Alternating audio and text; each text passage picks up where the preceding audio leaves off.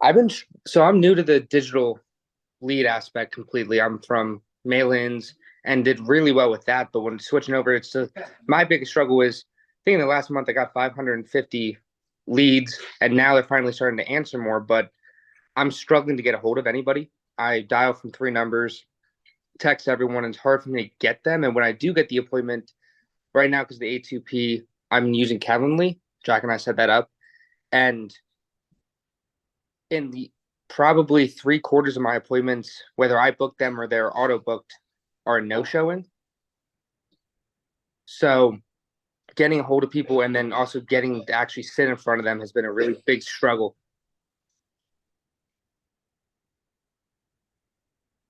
So, when you do get in front of somebody, like even and despite of that, like the people that you actually get in front of, what's happening then? Like when your opportunity to close, right? Like just Yeah, because we can talk about the the other part, but I just want to know about like when you actually do get in front of the the 25%, right? I've been trying to.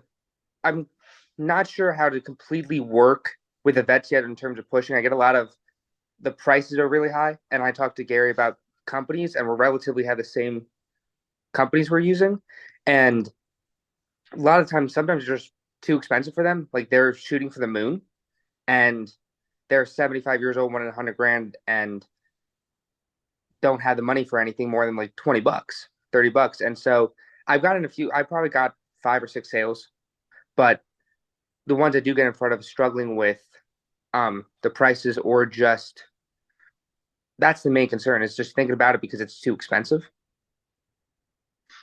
And the mhm, only breakdown is that's the only challenge you're having is in regards to the people is if you do talk to them that they can't afford it.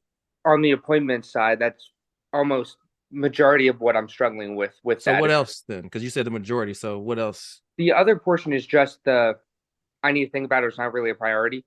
And so that's just something I'm working on in general with the sales aspect. But when I'm getting that, I need to think about it. I'm not sure how to push them. Right. So that's why I reach out to Todd Hausberger and Gary to kind of work on that, because I'm not sure Yeah. how to push them. It's completely different from what I'm used to. Okay. But I just So have a small percentage of that I get in front of. So, and I know it's normal to get that, but it's just a little amount when I'm getting it's a majority of just think about it versus sales, because the small percentage that are showing up. yeah. So what do you say with Jerry? So hold on, Jerry. So what are you saying? What do you say when somebody says they just need to think about it? Do you have something to say? Or you just kind of lay down and understand? Like, walk me through like what you're saying in regards to when somebody's like, "All right, I need to think about it." Usually at that point, I'm going through and have the need with them, and I'm telling them, hey, this is what we found. It fits the budget, and we want to protect that family. We have the amount, we have the need. So what does that hold up in terms of needing to think about it? Because it's been many years, we haven't put this in place yet. So what's kind of holding you back from pulling that trigger now that you're looking into it? So I'm confused on kind of how hard to push them, because I knew with like mail-ins it's happening, and I was told back and forth, don't push them too hard. They just need to think about it, or they're shopping around. Hmm. Okay. All right, Jerry. All right, so it's a really good point, Anthony. So, okay, so I'm going to address that, but let me give you guys something really quick. If you don't have a pen and paper, this is your time to do it. I'm going to go through this in like 3 minutes just so you get it, but because a lot of new folks on here. Okay. So, breaking it really, really simple. Okay. You guys know how to sell, but like it's a little bit different. We're on the phone, and we've learned that the hard way. There's 7 parts to a sales process, all that, right? First is prospecting. This is what AJC does for you. They find you leads. Okay. 2 is making contact. Yes, I know A2P and all those things, and Agent CRM is still ramping up and all that, but Agent CRM will help you with that. The other aspect is just dialing the hell out of the phones, right? I just rewatched The Wolf of Wall Street this week. Um, and there's a lot of crazy things in that movie, but one of the parts of the movie that's amazing, he's just like, hey, at the end of the day, these little plastic things you have on your desk, the phones, are nothing but plastic if you don't use them. Yeah. Right? Just dial the phone. So, and I know you guys know that. Qualifying your prospect is number 3. Okay. And this is where the fun begins. And this is honestly where most people lose the sale before it even gets started. Okay. So what goes into that? Obviously the intro. So my intro with everybody, and everybody that's probably heard it, is like, if I'm calling Derek, right, it's very simple. It's like, hey, Derek. Yeah. Hey, Derek, this is Jerry Rufino giving you a call about that veterans life insurance. Is this still a good time to chat? If it's already a scheduled appointment, right? I always smile. I don't give a damn if my world is ending. Okay. I don't care if I just cried because of whatever reason. I'm always going to smile. Hey, Arturo, this is Jerry speaking. How you doing today? It just changes the vibe. You're no longer just some robot. Okay. Even the way I communicate with them. Right. So you get your intro. Hey, yeah, they'll say, Derek or whoever will say, yeah, this is still good. Well, look, there's two ways you can approach this next step with veterans. And I go back and forth. I'll say, hey, Derek, before I go any further, I just want to take a quick second and thank you so much for your service.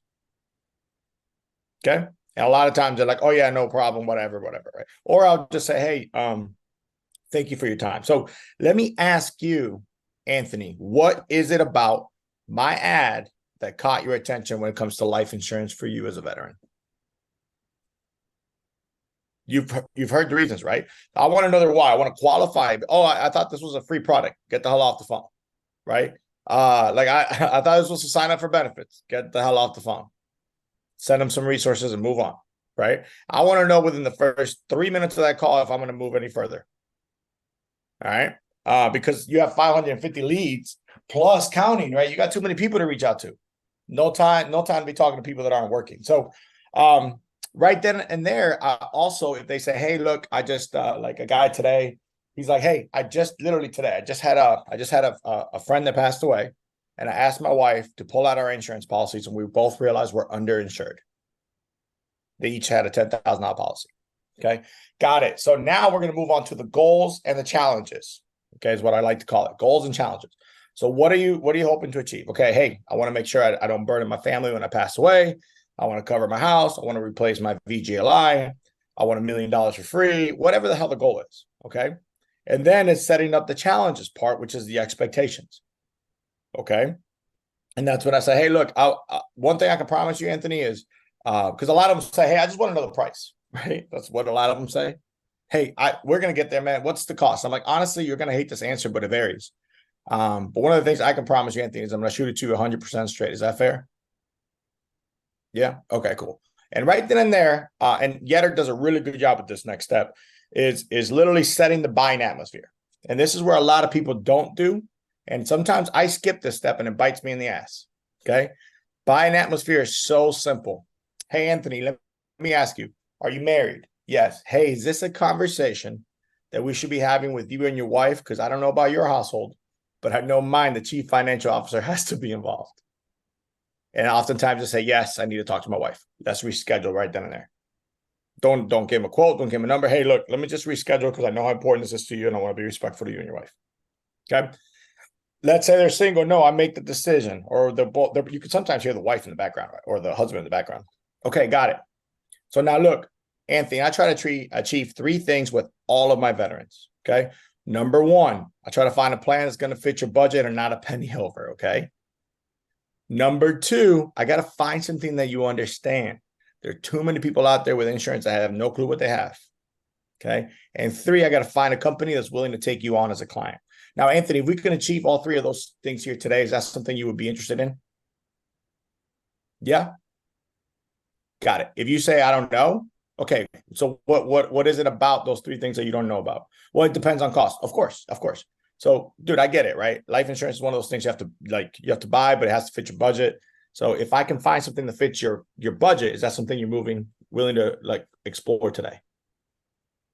And if they don't say yes to that, you don't talk to them anymore. Because then you know what they're going to do? You try to take that shortcut because that's an uncomfortable conversation. You try to take the shortcut, and then later they're going to tell you, I need to think about it. And then when they tell you they need to think about it, there's nobody to blame but yourself. Because you did not set up the buying atmosphere.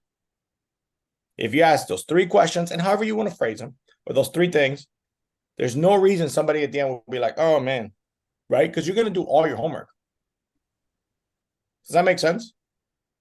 Like there is no reason. If I find something that fits your budget, you understand and gets you approved, Why the hell are we not protecting Aunt Betty or your wife or your husband or your kids or whoever? Right? So do you do that now, Anthony? Majority of the time. Okay. That's what I was used to doing, and I'm getting more comfortable with like that little bit of that extra push, but I'm setting it up with them about, is it something that if it fits your budget, is it something we're going to move forward with? Does it make sense? Asking that to move forward? question. So Not make sense. basically asking that question right there. Yeah. Yeah, if you don't ask that question, you're lost. So Yetter, I love listening to Yetter a lot of times, and Todd does the same thing, right? We all do it just a tad bit differently. But you're using the word push. There's nothing to push here. Okay. You're just clear, Like, just asking if we can make it, if it makes sense, can we just like get something going? It's like, yeah, like if so, you don't need to wait to the end to figure this out. You can ask them right up front. it's even easier. Guys, I don't push any client to do anything because you're just asking for a chargeback, or you're asking them for somebody else to come and replace your business. What is the definition of sales? Right? I ask this all the time to people. Like, what is the easiest definition of sales? Does anybody know? What is sales? Why do people go buy stuff from Arturo? Why do people buy from us? They feel like they need it. What is it? They feel like they need it. Okay. Well, why else? Solution to a problem. It's a solution to a problem. If my phone dies today, I'm going to go to AT&T and I don't give a damn how good that rep is. I'm going to buy a new phone because I need a new phone, right? These people need life insurance. Now, how we get there is the process. So if you're not setting up that buying atmosphere, you're just losing the sale before you know it. You're sold 5 or 6 or 7 and you're going to sell it, 15, 20 grand, honestly, like legit. If you invest enough money with laydowns, people that are going to buy no matter what. Okay. Listen to what Yetter, the intro bites the setting atmosphere, right? When your call begins, hey, they need to tell you why they want your help, right? Why are you needing my help? What's going on here, right? If you don't start the call without that, you're just facing these uphill battles after that, and it's just going to mess with your brain. So if you put the whole call and the whole challenge on the actual process, you don't fail. Yes, people are still going to tell you no, and sometimes people are going to give you crazy objections, right? So just kind of clarifying this really quick, because this is important, right? Prospecting, Arturo takes care of for us. That's what we pay him, right? Making contact, agent CRM, we'll get back to that, but you just got to dial the hell out of the phones. Qualify your prospect. Why do they want what we're offering, right? Nurture your prospect. Nurture is setting up that buying atmosphere and letting them feel really comfortable with what you're bringing to the table. Okay, because if they have a why, now it's on. Let me tell you how I do business. Okay, let me tell you what kind of steps are going to be moving forward. Next 5 is you present your challenges. Like you make your presentation. Hey, Anthony, let me tell you how I do business. Okay. So what we do here is we find a plan that's going to make the most sense for you. From here is we'll figure out which company that is. Once we find that company, we'll go ahead and submit an application with them over the phone. It's real basic information, right? Your name, your address, your beneficiary. There's no medical or physical exam because everything nowadays is tied to your social, obviously. Right, they'll put up your medical records there. From there, like I said, we'll do your beneficiary. We'll do your method of payment, right? Your routing account number and what day you want to start the plan if it makes sense. Any questions about that? And every time I ask that, people are like, no, good. 9 out of 10 people are like, yeah, let's just roll with it. You know why? Because most of these people is not the first time they're applying for insurance. A lot of times, right? So then if you do a good job, you won't face a lot of objections, but you sometimes do. Right. And it's just addressing those objections. But the best way to address objections is to handle them before they even happen. So sometimes, like if I know I'm talking to somebody that maybe even addressed like the 995 crap or anything, I'll say, hey, when I'm qualifying them or I'm nurturing them, I'll say, hey, look, this is what I'm going to tell you, Anthony. I'm going to shoot you 100% straight, bro. This isn't going to be any of that 999 crap you see on TV or this whole ARP or Globe Life, any of those crappy companies. Okay. Because later on, if they come to hit me and they're like, oh man, well, ARP or Globe Life is offering me this much for this much, I'll say, yeah, we don't deal with C-rated carriers like that. Okay. We deal with big boy, big girl companies here. That makes sense? Right? And then it's just a matter of closing. The problem, Arturo, that a lot of people have when it comes to closing is the deal closes itself once you do the whole thing. I mean, it's so amazing. Like, hey, let me ask you. So, and obviously you got to do your budget and your financial inventory and all that. I'm skipping a bunch of little basic important things, and we can go into a lot more. But once you know that they have $100 a month, you find and maximize their budget and say, hey, look, I have a plan A, B, and C already set up for you. I think the best bet is for us to go with $20,000 with company X for $99.97 a month. Day one coverage if we get approved, right? On the day you start your plan. How do you think that will take care of your needs and fit your budget? Yeah, that's actually, a lot of times they're like, that's actually exactly what I was looking for. Now, if somebody has unrealistic expectations, like you said, because that's one of your objections, is letting them know off the bat, hey, look, I told you I'm going to be super transparent with you, right, Anthony? You're 74 years old and you want $100,000. Now, if you were the life insurance company, there's no way in hell you're going to charge somebody $100, right? Because your life expectancy is about 79. So statistically speaking, you're lucky to have 5 more years, right? So we're going to get you where we can maximize on your budget. But if you don't think that's enough, no problem. But let me ask you here, Anthony, and this is where the question on that. If you died yesterday, what would happen to your family today? Most of them are going to say they're screwed. The buyers are going to say they're screwed. Okay, I get that, Anthony. So if your family, if you're telling me that's going to happen, right? Would having 5 or 10 or 15,000 be better than having 0,000 for them? I'm not that good at math, Anthony, but I think every beneficiary that you put on your application here today is going to be very happy that you left them something because they're already having to grieve. They don't need a financial hardship. Does that make sense? Now, don't get me wrong. I want $100,000 too, brother, but we probably should have done this 30 years ago. And that's literally anybody that hears me. That's probably how I talk to my clients. Like, I'm not, because I have that, like, I'm just going to shoot it to them really straight. So set those expectations early. What are you looking for? Burial expenses. Whatever it is, you just let them know, okay? Right? And then when you close, guys, this is where I see the biggest problem. People focus on closing. Once you're closed, you're not done with the sale. Then you need to seal the deal and follow up. What I mean by that is every client that I talk to, I say, hey, Leslie, so right after we're done with this application, you're going to get a text message from me and an email going over the name of the company we applied for, the amount, and exactly what day is going to come out. You're also going to get a Facebook friend request from me directly. Okay. If I can't find you, I'll send you my link or I'll tell you how to find me. The reason I do this, I used to do all my business in person. The world changed a few years ago, and my world changed 3 years ago when I had my beautiful daughter. Okay. So I would like to be home a little bit more. So anything you need, you have multiple ways to reach out to me. You're also going to get a message from my assistant in a couple of days. You're going to get all the paperwork in the mail. It's 10 to 14 business days after that. Any questions for me whatsoever? No. And then you know what we do? 2 days later, there's an automated message that goes out to the client. 7 days later, there's another message that goes out to the client. 14 days later, another message to receive all your paperwork. That's it. So for both of you, right, I guess, like, are you doing that kind of buying atmosphere? Because if you're not doing that, you're just hoping that you just get a bunch of laydowns. So one of the things that's important about that is being bold enough to just ask questions. Like, you know, instead of delaying the rejection till the end, hoping that you can do this old school way where we just gonna apply for it just to see that still works. It's like with this process, you want to save your time and only speak with people that are serious about what they're trying to do. Because you could spend your time doing other things that are more productive that won't be draining your time, and you'll be less frustrated, right? So, but Jerry, so when you made this switch, like, what was the transition, right? Where you weren't doing the buyer's atmosphere, and then, like, how did you come across, oh, I need to start doing this? And what was the change, you know, in regards to having more of the, I wouldn't say none, but like more objectionless sales where you kind of handled that up front?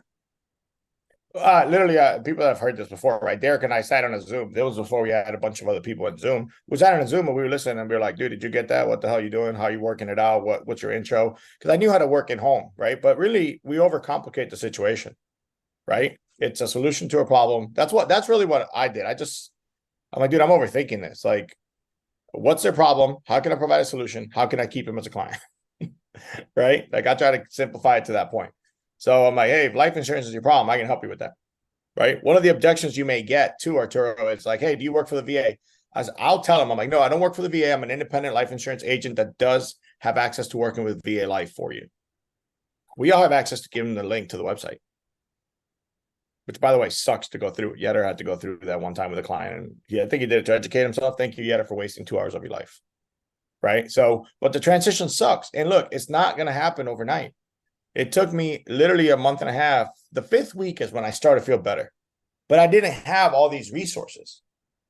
You know, like, I mean, Arturo, you remember probably, dude, like I didn't know anything about vets. And when I asked y'all, you're like, you gave me a resource page and all that. But I was like, dude, I can't just depend on what they're giving me. I got to go out there and do my homework.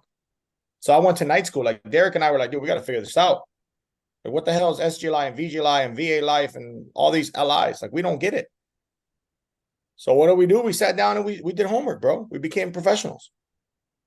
So there's just no different. At the end of the day, we're really pretty much selling final expense insurance to veterans. A lot of people are doing the same thing. Can they just trust you more than others?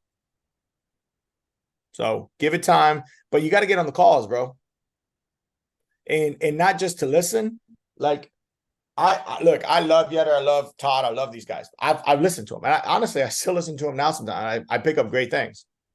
It's now y'all's turn to take over the calls. Let us listen. Not only are we going to learn, but we could be like, hey, no, don't do that. And if you're on there, I've seen Yetter do this a ton. If he's listening, he's literally typing on the message what to say. Right? I mean, we're also on calls too, so we can't just be there all the time. But I think he did it with Solomon. Either yesterday or the day before, like Solomon was on a call and like Yetter was typing on the call, like, hey, maybe ask him this. I don't know if you saw it, Solomon, but like, and it could get overwhelming to have all this thing going on, but that's how you get better.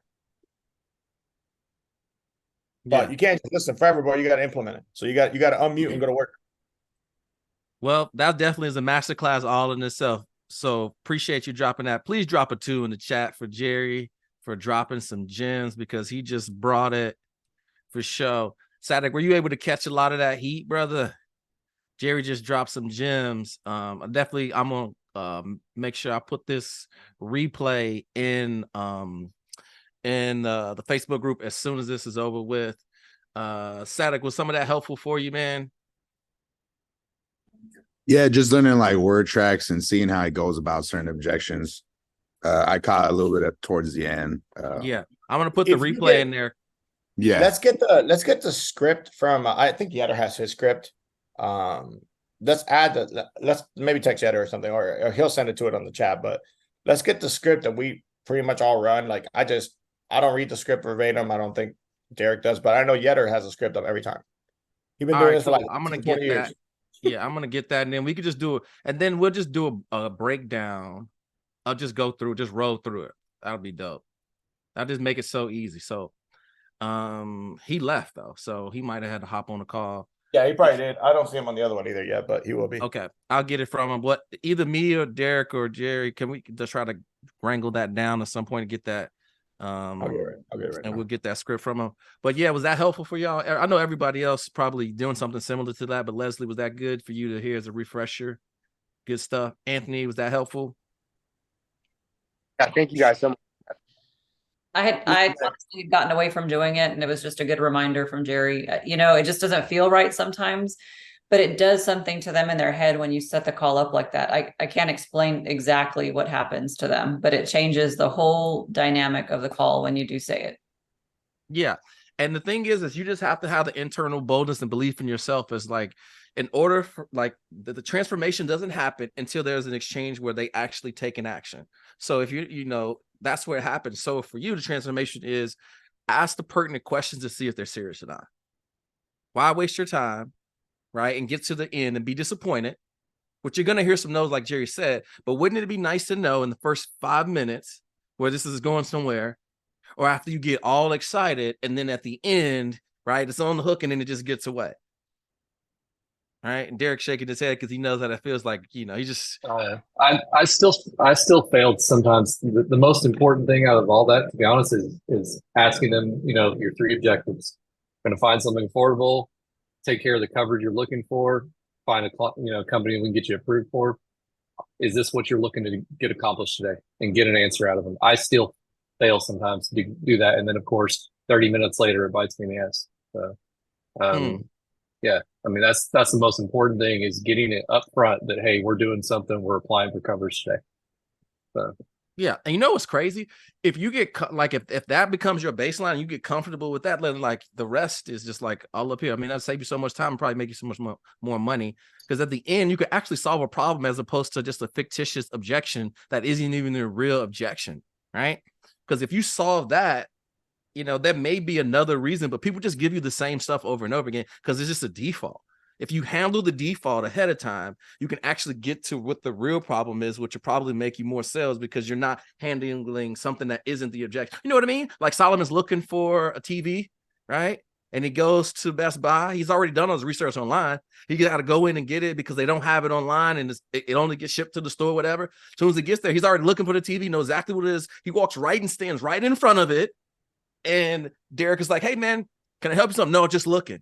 It's like, no, dude, you came in for a freaking TV. It's a default thing, right? But instead of Derek just walking away and saying, okay, what he could ask is, it seems like you already knew what you wanted.